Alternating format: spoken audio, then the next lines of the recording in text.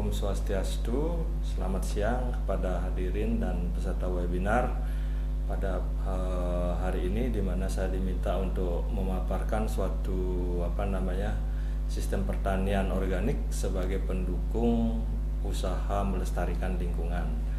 Nah, ini beberapa waktu yang lalu saya dihubungi oleh rekan, sahabat atau teman saya ketika kuliah di ITB, kemudian teman kos juga di situ, Lanang Mulyarte, untuk bisa memaparkan sesuatu tentang pelestarian lingkungan yang didukung oleh sistem pertanian organik. Nah, jadi cakupan dari materi yang saya berikan di sini itu adalah latar belakang, di mana saya akan membicarakan sedikit bagaimana terjadinya kesenjangan antara produksi pangan dengan laju pertumbuhan penduduk yang makin lama makin melebar. Nah, kemudian setelah itu kita akan sampai pada pengembangan pancausaha pertanian yang sudah dilakukan selama Orde Baru di bawah kepemimpinan Presiden Soeharto. Nah, itu ternyata setelah jangka panjang itu banyak menimbulkan permasalahan, terutama pemakaian bahan kimia dan pupuk anorganik. Nah, kemudian untuk mengurangi dampak negatif itu, apa yang perlu kita lakukan untuk mengurangi tersebut? Nah, itu adalah banyak teknologi yang dikembangkan di negara maju yang menuju ke arah pelestarian lingkungan dengan konsep back to nature. Nah, kemudian pada paparan ini saya akan menekankan lebih banyak tentang pemanfaatan kompos untuk dua hal. Yang pertama adalah meningkatkan kesuburan tanah. Kemudian kompos itu juga bisa kita pakai sebagai agen biopestisida, jadi pengganti bahan kimia yang dipakai dalam pertanian pancausaha tani. Next. Nah, pertama saya ingin melihat latar belakang dulu. Jadi tadi sudah saya sampaikan bahwa terdapat kesenjangan antara produksi pangan dan pertambahan jumlah penduduk yang semakin melebar. Nah, ini tentu memaksa setiap orang atau organisasi untuk menghasilkan pangan dalam jumlah yang besar supaya kebutuhan pangan oleh penduduk itu semakin bisa dikurangi gapnya itu ya. Nah, jadi di Indonesia itu sejak zaman Orde Baru itu diterapkan pancausaha tani yang meliputi 5 aspek. Yang pertama adalah penggunaan bibit unggul. Nah, di sini melibatkan GMO yang kita kenal sekarang atau genetically modified organism yang dikembangkan di negara-negara maju. Nah, ini dampak negatifnya pada waktu itu masih belum diketahui. Nah, kemudian banyak produk-produk tersebut dilempar ke negara ketiga untuk melihat dampak negatif yang ada. Tapi setelah dipakai dalam jangka waktu lama, nah ini ternyata tidak menimbulkan masalah, sehingga sekarang hampir di seluruh dunia orang mengkonsumsi produk ini. Nah, ini saya tidak akan banyak berbicara di masalah GMO itu karena ini ranahnya berbeda. Nah, kemudian dalam pancausaha tani itu juga dipakai bibit unggul. Tadi bibit unggul, nah pupuk anorganik ya. Nah, pupuk anorganik ini banyak sekali menimbulkan permasalahan karena dari testimoni beberapa petani itu terjadi pengerasan tanah yang mengakibatkan terjadinya penurunan porositas tanah dan water holding capacity atau kemampuan tanah memegang air itu menjadi berkurang. Nah, terjadi pengerasan. Nah, ini yang akan saya elaborasi di sini, bagaimana cara menanggulangi itu menggunakan kompos salah satunya. Kemudian aspek ketiga yang diterapkan dalam pancausaha tani itu adalah perbaikan sistem irigasi yang di Bali kita kenal dengan subak. Nah, nanti mungkin Ibu Dastri ini lebih banyak membahas itu karena di bagian presentasi yang ketiga beliau akan memberikan paparan yang mendalam tentang itu. Nah, kemudian aspek keempat adalah pemakaian bahan kimia untuk membasmi hama. Nah, ini yang banyak menimbulkan permasalahan dalam jangka waktu panjang karena bahan-bahan kimia ini meninggalkan residu yang terakumulasi dan akhirnya manusia sendiri yang akan mengalami dampak negatif dari pemakaian bahan kimia untuk membasmi hama. Nah, kemudian yang terakhir dari Pancawusaha Tani itu adalah pengolahan tanah yang baik. Nah, jadi dalam paparan ini saya akan menjelaskan dua itu, bagaimana mengatasi pemakaian pupuk organik yang anorganik yang berlebih, kemudian pemakaian bahan kimia untuk pembasmian hama. Next. Nah, kita tahu kalau pemakaian bahan kimia di dalam bidang pertanian itu banyak sekali menimbulkan permasalahan, terutama sistem perairan itu banyak yang terpengaruh. Misalkan terjadi pendangkalan danau yang kita kenal dengan eutrofikasi. Nah, ini terjadi di Danau Buyan, bisa kita lihat di mana pertanian stroberi, kemudian apa yang di situ ditanam di sekitar danau, yang karena pemakaian pupuk anorganik ini terjadi pengerasan tanah di situ, maka ketika terjadi hujan maka terjadi licit atau aliran pupuk menuju danau yang akhirnya akan menyebabkan terjadinya proses penyuburan yang berlebihan di sistem perairan sehingga terjadi pendangkalan. Nah, dulu kita bisa main rakit di situ, kemudian setelah sekian lama sistem pertanian ini dikembangkan di sekitar danau, maka terjadilah proses perubahan sistem perairan itu menjadi darat. Nah, sekarang kalau kita lihat di situ orang bisa main bola ya di sekitar danau itu. Nah, kemudian munculnya berbagai penyakit. Nah, ini akibat terpaparnya kuman oleh senyawa kimia dalam jumlah yang berlebih, dan yang survive dari exposure materi tersebut maka dia akan menjadi resisten dan akan menimbulkan permasalahan baru. Nah, kemudian pemakaian ini juga menimbulkan hilangnya banyak plasma nutfah yang ada di sekitar itu. Nah, ini pemakaian pestisida kimia terutama itu dia tidak selektif membunuh kuman yang dijadikan target. Nah, jadi seolah-olah dia menyapu bersih semua kuman kemudian organisme yang bermanfaat sebenarnya untuk mengontrol pertumbuhan kuman itu ikut tersapu dan terbunuh oleh pemakaian yang berlebih itu. Nah, kemudian yang berikutnya efek negatifnya adalah adanya residu yang bertahan ratusan tahun karena waktu paruh dari pestisida kimia ini sangat panjang sehingga dia bisa bertahan bertahun-tahun di situ dan tidak akan habis dalam waktu sekian ratus tahun.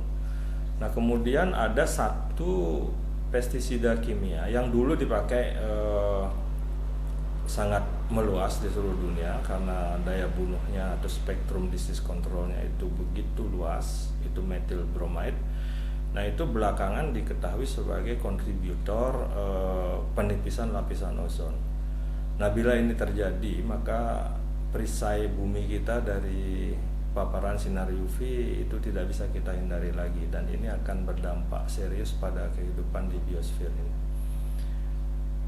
Nah, kemudian akibat pemakaian bahan kimia ini juga menyebabkan keseimbangan ekosistem menjadi terganggu. Jadi muncul strain baru penyebab penyakit. Nah, terjadilah resurgensi yang disebut dalam bidang pertanian. Nah, inilah yang menjadi tantangan di masa yang akan datang. Next. Nah, kemudian untuk mengatasi itu maka perlulah dikembangkan atau kita mulai beralih kembali ke suatu budaya yang sudah bijak kita laksanakan bertahun-tahun di Indonesia ataupun di Bali, yaitu kembali ke sistem pertanian organik. Nah, hari ini saya ingin menjelaskan sedikit apa yang dimaksud dengan sistem pertanian organik. Jadi secara singkat kalau kita definisikan sistem organik itu adalah sistem pertanian yang menggunakan bahan kimia seminim mungkin atau bahkan tidak sama sekali menggunakan bahan kimia di dalam proses produksi pangan, baik itu di lahan kering atau di lahan basah. Nah, ini di Indonesia sebenarnya terutama di Bali sudah diterapkan bertahun-tahun ini merupakan kearifan lokal kita dalam waktu yang sangat panjang. Seperti contohnya misalkan pergiliran pertanaman gitu. Jadi sekarang kacang, kemudian palawija, padi. Nah, itu sudah dilakukan bertahun-tahun, tetapi ini sempat diganti semuanya dengan tanaman padi untuk menggenjot produksi pangan. Nah, bahkan diversifikasi pangan juga dihapuskan ketika Orde Baru, karena pada waktu itu mungkin tidak bergengsi kalau orang itu mengkonsumsi ubi, sagu dan lain sebagainya, semuanya harus mengkonsumsi beras. Nah, itu dikatakan sebagai prestise bangsa, kalau bisa mengkonsumsi beras maka tingkat kemakmuran tinggi. Nah, kemudian ada juga sistem yang dikembangkan monoculture cropping yang dikembangkan di beberapa daerah. Ini artinya menanam tanaman tertentu sejenis dalam jangka waktu yang panjang. Ini semuanya ada penjelasan ilmiah sekarang sudah didapatkan. Jadi proses pengendalian penyakit tanaman bisa dilakukan dengan penggantian tanaman secara ini, karena kita bisa memutus siklus hidup dari patogen tertentu melalui proses ini. Selanjutnya, nah inilah yang disebut dengan konsep back to nature ya. Jadi ini mulai diterapkan mulai sekitar tahun 90-an, itu dimulai di negara-negara maju, karena kebetulan pada waktu itu saya studi di Australia. Nah, di situ saya lihat para petani itu sudah mulai meninggalkan atau menghapuskan bahkan beberapa pestisida kimia termasuk metil bromide, itu secara total sudah dihapuskan sejak tahun 2004. Nah, kemudian diganti dengan metode alternatif, yaitu mengembangkan agen biokontrol yang bertujuan untuk mengontrol patogen. Nah, kemudian untuk pupuknya mereka cenderung menggunakan kompos di situ saya lihat. Dan kebetulan ketika saya datang ke sana, saya diminta untuk mengerjakan tugas pengkomposan itu. Kemudian saya combine dengan proyek biokontrol, maka kita dapat kendaraannya untuk mendeliver agen biokontrol ini melalui kompos gitu. Slide selanjutnya, jadi dengan menggunakan kompos ini bisa kita melakukan dua hal. Pertama, kita bisa mengurangi pemanfaatan pestisida kimia. Kemudian yang kedua, kita bisa memanfaatkan kompos itu sebagai sumber pupuk organik. Nah, kompos itu adalah hasil dekomposisi dari materi organik. Nah, kalau kompos itu sudah matang, maka di dalamnya akan tersedia banyak sekali mikroba-mikroba yang bisa berperan di dalam mengontrol pertumbuhan patogen. Nah, inilah yang nanti akan kita sebut sebagai agen biopestisida. Nah, penerapannya kurang lebih sama dengan itu, yaitu kita membuat kompos tea atau memfermentasi sedikit kompos dalam suatu cairan, kemudian cairannya itu kita panen. Nah, dalam cairan itu akan terdapat mikroba antagonis istilahnya, atau mikroba yang bisa membunuh patogen, sehingga pertumbuhan dari patogen itu bisa dikontrol dengan menggunakan kompos tea yang aplikasinya sama dengan cara menyemprotkan seperti penggunaan pestisida kimia, tetapi agent aktifnya adalah mikroba antagonis. Nah, ini sudah banyak beredar di ini, dan salah satu produk yang saya kenal yang banyak dipakai di daerah Bedugul itu adalah dengan merek dagang Dipel ya. Nah, Dipel ini di dalamnya saya isolasi ada bakteri yang disebut dengan Bacillus thuringiensis, dan mungkin untuk kalangan petani ini sangat saintifik. Ini pemakaiannya kurang lebih sama dengan pestisida, tinggal dilarutkan dalam air kemudian disemprotkan pada tanaman gitu.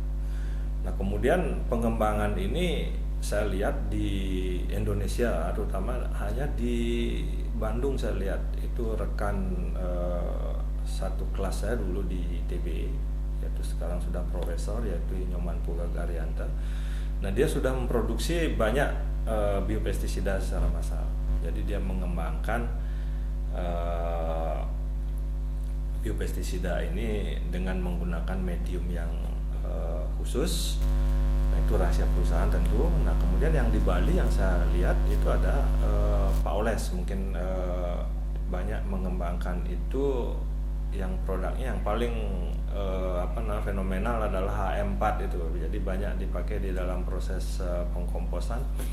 Nah, tetapi saya masih meragukan itu efektivitasnya karena dia hanya berperan sebagai sumber nutrisi untuk menstimulasi pertumbuhan mikroba yang kita jadikan target. Nah, slide berikutnya kita lihat memang ada permasalahan dan benefit dari pemakaian biokontrol ini. Nah, permasalahan yang paling urgent yang perlu kita